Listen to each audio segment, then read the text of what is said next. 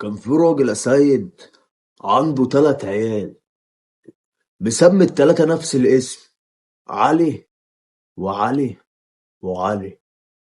الراجل ده كان عنده ورث يسد عين الشمس، كاتب في الوصية بتاعته يا سيد: علي ليه وعلي ليه وعلي ملوش. جه الراجل المحامي اللي ماسك له الدنيا عايز يحل اللغز، جاب علي الأولاني قال له احنا هنطلع ابوك من التربة ونبصمه عشان نوزع الورث بما يرضي الله. قال له لا، انا مش عايز ورث، ولا ان ابويا جدة ابويا تتعذب ابدا. جاب علي التاني قال له احنا هنطلع ابوك من التربة ونبصمه عشان خاطر تاخد ورثك. قال له لا، ولا ان ابويا يتعذب، مش عايز فلوس، بل بالعكس انا اديك فلوس عليهم. جاب علي التالت قال له احنا هنطلع ابوك من التربة ونبصمه عشان تاخد ورثك.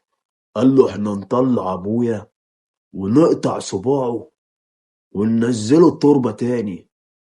فكده الراجل عرف الوصية وقال لك علي ليه وعلي ليه وعلي ملوش. فهمت يا سيد؟ ايوه يا جاف. فهمت ايه؟ فهمت ان انا ما اسميش ابن غالي، هو فعلا الاسم دوت تخص ويجيب مشاكل كده. يا عبيط يا سيد، انا بقول لك الحكمة من الموضوع. انا بفهمك الحكمة يا سيد، تقول لي علي ما بتسميش ابن علي؟ يا سلام يا اخوي، يعني انت لو كنت فهمت الحكمة مش كنت سميت ابنك غني؟ سميته عبد الجواد. وبعدين انت لو بتفهم اصلا كنت قلت السؤال ده. يا سيد افهم يا سيد، الحكمة اللي عايز اقولها لك ان زي ما ربنا هيكرمك بخير لازم انت تحصد. عارف يعني ايه تحصد؟ يعني تشوف خيرك فين يا سيد وتحطه في ابنك.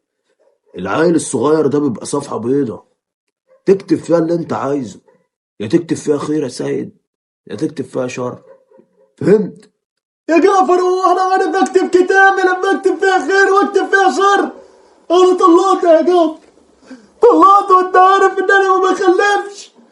انت قصدك تداري في الحكايه دي يا جعفر يا صح؟ سيد انت اخويا، عيب عليك. عيب عليك، عيب عليك، وانت جايب لي حكايه لواحد مخلف 3 عيال لو ايه مسميهم علي. سيد ما تزعلش يا سيد، حقك عليا يا سيد، انا غلطان. لا انا زعلان يا انا جعفر. غلطان يا سيد، خلاص يا انا سيد. زعلان يا لا جعفر. حول ولا قوة الا بالله.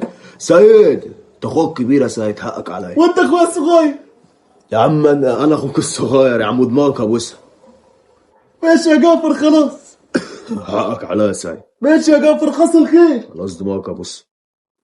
خلاص يا جعفر ماشي. حقك عليا يا سيد، دماغك ابوسها.